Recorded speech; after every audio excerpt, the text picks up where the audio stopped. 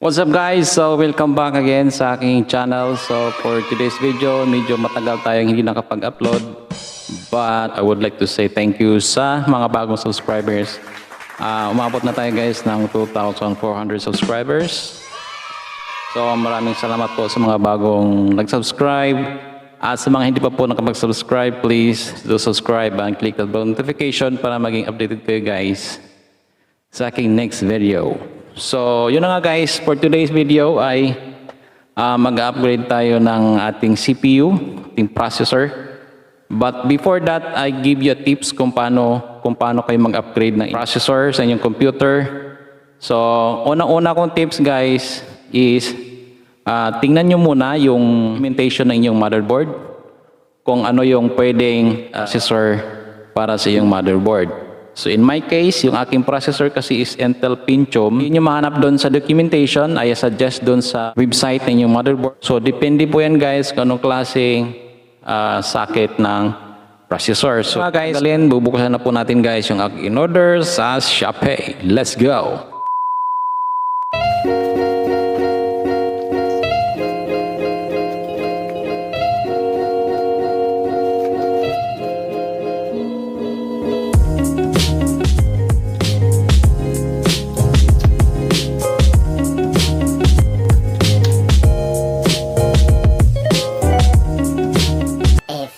Moments later.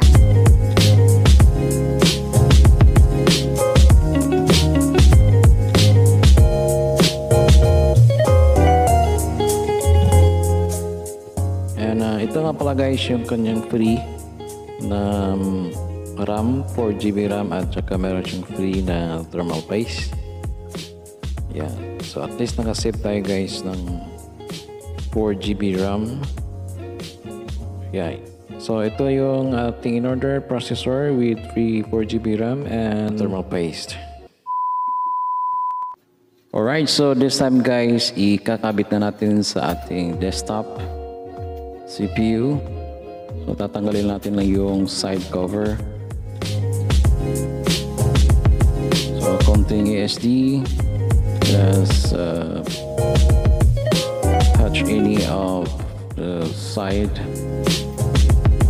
So inuna ko na guys, kinabit yung ating 4GB RAM para mas madali. And then tatanggalin natin yung ating CPU cooler or yung cooler fan.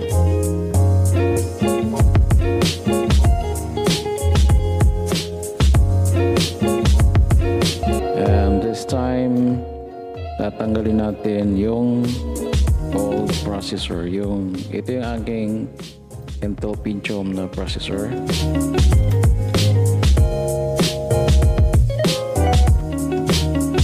Right, so yan yung luma guys. So as you can see, that's Intel Pentium. Right, so konting linis. And this time, kakabit natin yung ating Intel Core i5 na processor. So this is to apply the thermal paste.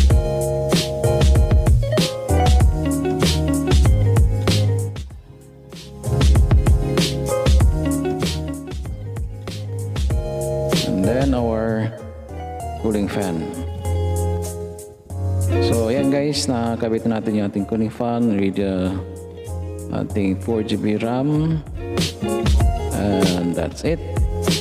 Ganyan lang guys kadali ang mag-upgrade ng ating processor. So, nalagyan natin ating cover. And this time, we will try to switch on the desktop computer.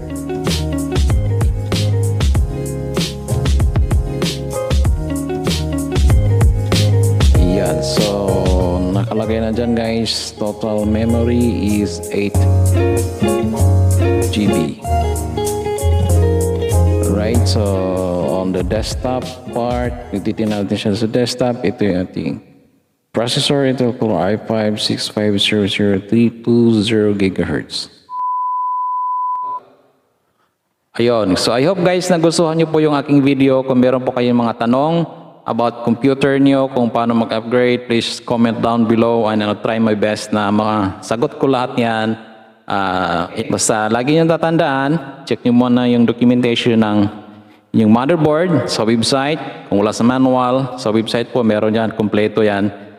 Kung anong klaseng processor supported siya bago kayo umorder. Okay? Yan po yung pinaka-basic na tips. So, shout out nga pala kay Psycho Gaming. Psycho Gaming, shout out sa you bro, and shout out sa mga bagong subscriber po. Umabot na po tayo ulit ng 2,400 plus. So, maraming salamat and please don't forget to like, comment, subscribe. And I'll see you guys in my next video. I hope nakatulong ito. And take care and God bless all.